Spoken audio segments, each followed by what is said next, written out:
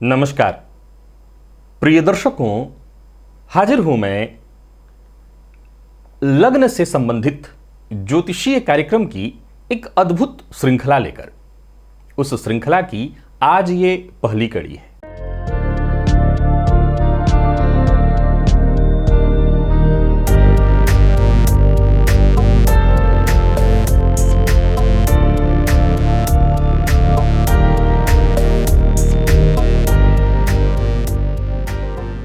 विषय है शीघ्र धनवान होने वाले लग्न। कौन कौन से हैं वो लग्न, आज इस विषय पर चर्चा होगी। साथ ही साथ कुछ ऐसे लग्नों की भी चर्चा होगी जो कि अपने जीवन काल में धन तो बहुत कमाते हैं पर फिर भी वो धनवान नहीं हो पाते। कौन से हैं वो लग्न? प्रिय दर्शकों, अगर आपकी ज्योतिष में रुचि है तब तो फिर यह कार्यक्रम आपके लिए आनंददायी, आपके ज्ञान में वृद्धि कराने वाली। और यदि आपकी ज्योतिष में रुचि नहीं है तो मैं ये दावा कर सकता हूं कि आप इस कार्यक्रम को और आने वाली बाकी की श्रृंखलाओं को देखते रहिए, कड़ियों को देखते रहिए। ज्योतिष में आपकी रुचि अवश्य ही जागृत हो जाएगी। सन 2017 अक्टूबर के बाद यदि आप कर्ज में फंस गए हैं, आपकी जन्म कुंडली के षष्ठ से मंगल का संबंध है किसी भी तरह से, और आपने कर्ज दे दिया और आप फंस गए हैं, आप कर्ज ले लिए हैं और फंस गए हैं, तो विश्वास मानिए ये आपकी भयानक भूल है। जी हां, ये विषय हमारा नहीं है, विषय तो आगे है। और ये भूल इसलिए हुई क्योंकि मेरे इतने लगातार अथक परिश्रम के बावजूद, लगातार बताने के बावजूद आपने ध्यान नहीं दिया। और संभव है कि आपने मेरे चैनल को अभी तक सब्सक्राइब ही नहीं किया हुआ है, और नहीं किया तो अभी कर लीजिए, क्योंकि जैसे पहले आपसे भूल हो गई वो भूल अब दोबारा ना हो। क्योंकि मैंने आपके जीवन में बदलाव लाने भर के लिए इतने कार्यक्रम बना करके इस चैनल में रखे हुए हैं कि अगर आप ज्योतिष में तनिक भी दिलचस्पी लेते हैं या आप मानते हैं कि ज्योतिष से जीवन में सब बदल भले न जाए पर हमें मार्ग अवश्य प्राप्त हो जाता है, हमारा मार्ग प्रशस्त अवश्य हो जाता है, तो उतने भर के लिए तो कार्यक्रम आपके पास है ही। इस चैनल पर एक प्लेलिस्ट है ओनली एस्ट्रोलॉजी, आप उसको जाकर के पूरा उसके वीडियो देख डालिए। विश्वास मानिए कि एक हद तक आपको अपनी जन्म कुंडली स्वयं समझ में आने लगेगी। अगर आपको अभी जन्म कुंडली में कुछ भी समझ में नहीं आता है तब की मैं बात कर रहा हूं। तो प्रिय दर्शकों, ये बात मुझे आप सोच रहे होंगे कि सब्सक्राइब करने की बात क्यों कहनी पड़ रही है। सोच के देखिए कि सन 2017 के अक्टूबर के बाद मैं लगातार ज्योतिषीय कार्यक्रम बना रहा हूं, अथक परिश्रम करते हुए, अनवरत।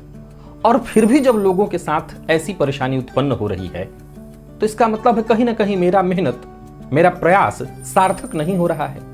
ठीक है कि दुनिया बहुत बड़ी है, मैं सबको अपने साथ लेकर के सबको परेशानियों से बाहर निकलने का मार्ग नहीं बता सकता, लेकिन जितने लोगों को बताया जा सकता है उन्हें तो जरूर बताया जाना चाहिए।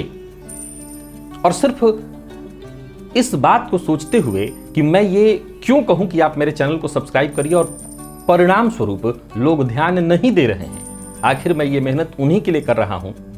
कल को अगर आप स्वयं अपनी जन्म कुंडली को देखने और समझने लगे, आपको मेरी भी आवश्यकता न पड़े, बस इसी के लिए तो है ये मेरी सारी मेहनतें।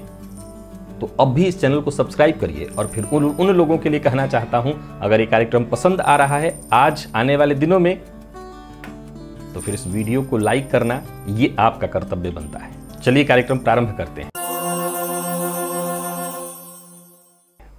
कौन से वो लग्न हैं जो शीघ्र धनवान हो जाते हैं, या यूं कहें कि कौन से वो लग्न हैं जो धनवान अवश्य होते हैं? प्रिय दर्शकों, मैं मेष से लेकर के मीन पर्यंत प्रत्येक लग्न के जातकों के लिए चर्चा करने वाला हूं। मतलब जो धनवान हो रहे हैं उनकी भी, और जो नहीं हो रहे हैं उनकी भी।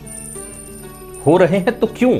ऐसा नहीं है कि बस मैंने कहा बाबा वाक्यम प्रमाणम, तर्क के साथ आप भी इसे आजमा लीजिए और देखिए।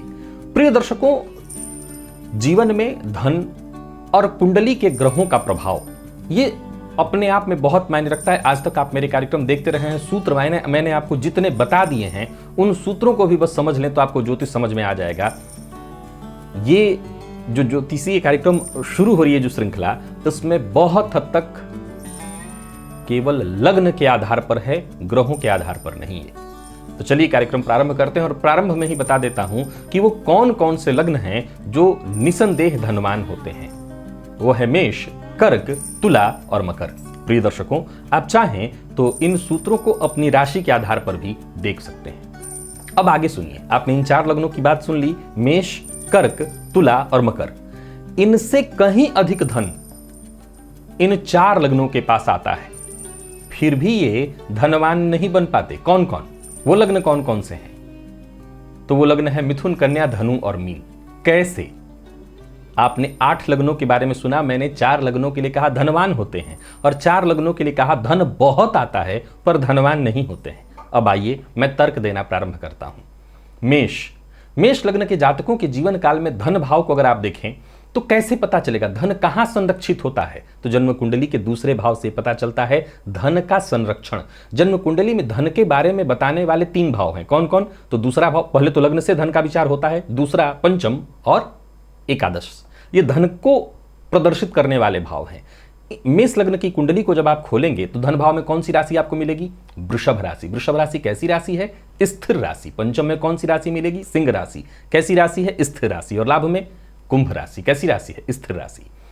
अब सबसे महत्वपूर्ण, धन आगमन से ज्यादा व्यय पर विचार करना होगा, क्योंकि आया और चला गया तो फिर धनवान कोई कैसे होगा? क्योंकि क्षणशः कणशश्चैव विद्यामर्थं च चिंतयेत्, जब कण कण जोड़ोगे तभी तो धनवान होगे। तो व्यय भाव में मीन राशि बनी हुई है, द्विस्वाभाविक राशि। फलतः मेष राशि के जो जातक हैं, अच्छा यहां एक बात जरूर ध्यान देना है कि मेष लग्न के जातकों के लिए लाभ भाव में कुंभ राशि बनती है। कुंभ राशि स्थिर राशि होने के चलते इनके आय के जो माध्यम होते हैं वो बहुत ज्यादा बृहत नहीं होते, सीमित होते हैं, परंतु जो धन आता है वो स्थिर हो जाने के चलते और व्यय भाव में द्विस्वाभाविक राशि होने के चलते जातक धन खर्च करने से पहले बहुत विचार करेगा। फलतः धन इनके पास संचित हो जाता है। दूसरा, आगे चर्चा हम बढ़ाते हैं वृषभ की।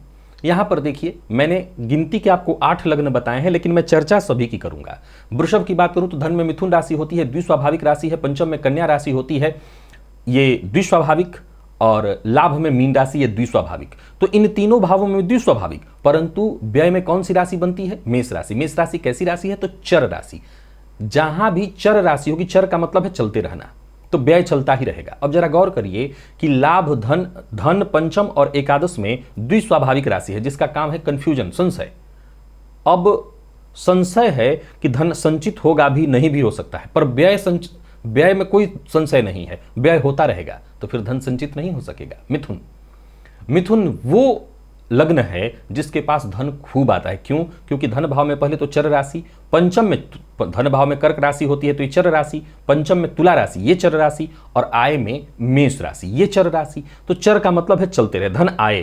परंतु व्यय में आप जाकर के देखते हैं तो वृषभ राशि। अब मैंने क्या कहा था कि ये वो लग्न है जो धन तो खूब कमाएगा पर फिर भी धनवान नहीं हो पाएगा। कारण, क्योंकि इनके धन संचित नहीं हो रहे हैं। संचय वाले भावों में धन चल रहा है। क्यों चल रहा है? क्योंकि खुद के सौंदर्य पर जमकर खर्च करेंगे, खूब अपने शौक पर खर्च करेंगे, बाकी इनके परिवार में खर्च होगा। फलतः धन आया, धन आने में कतई कोई कमी नहीं, पर धनवान नहीं कह सकते। अब सवाल उठता है कि जिनके पास इतना धन आए, अब वो क्या भिखमंगे थोड़ी रहेंगे?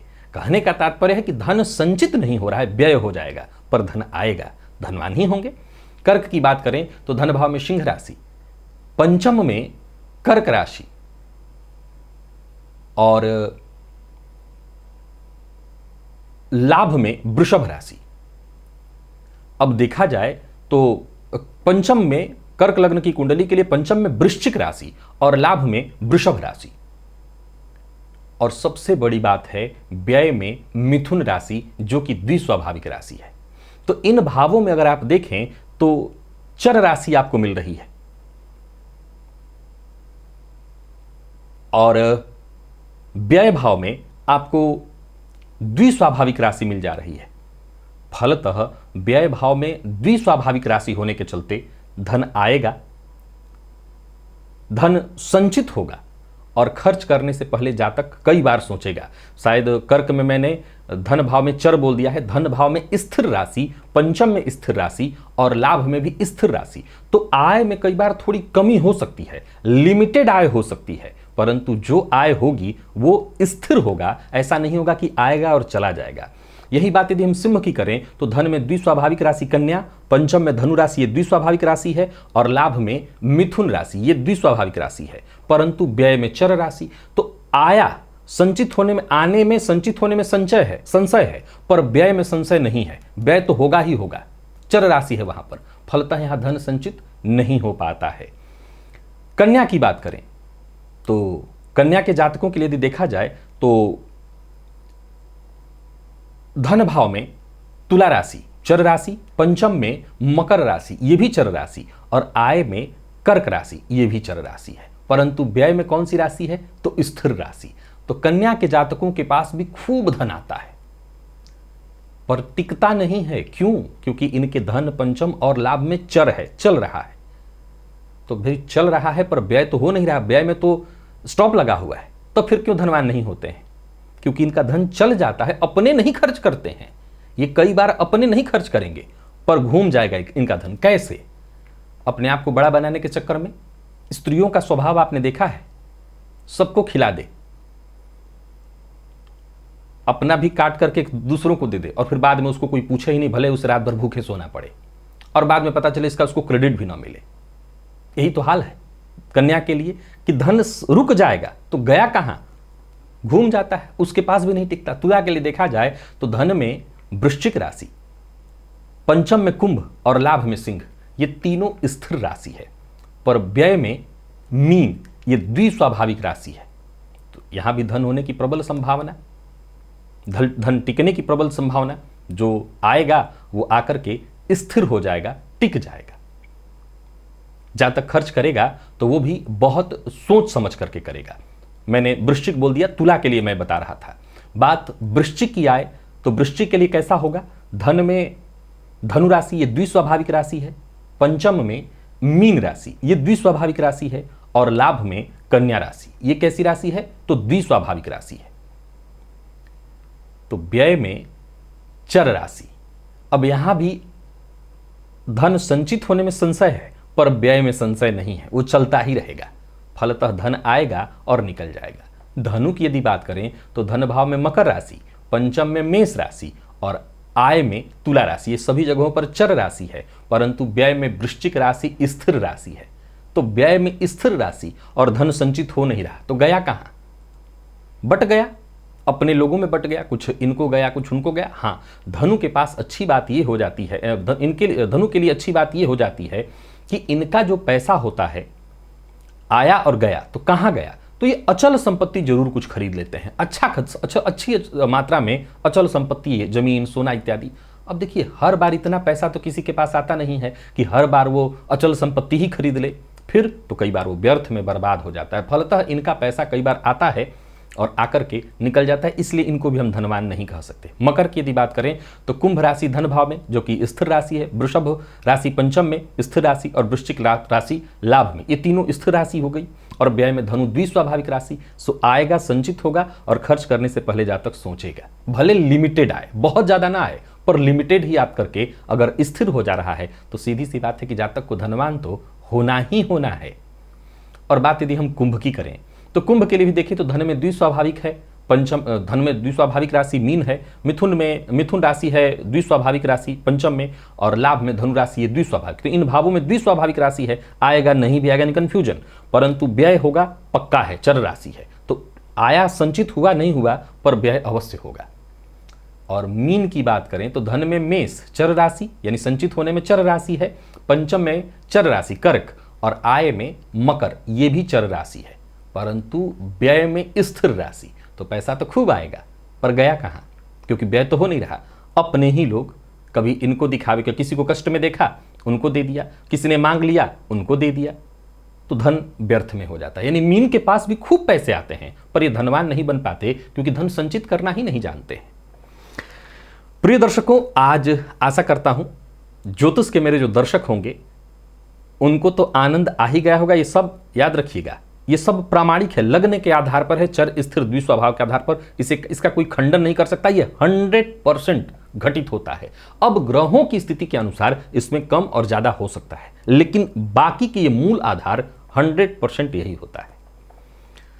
तो आज के लिए बस इतना ही। कार्यक्रम अच्छा लगा होगा तो लाइक करना आपका कर्तव्य है। इजाजत दीजिए, नमस्कार।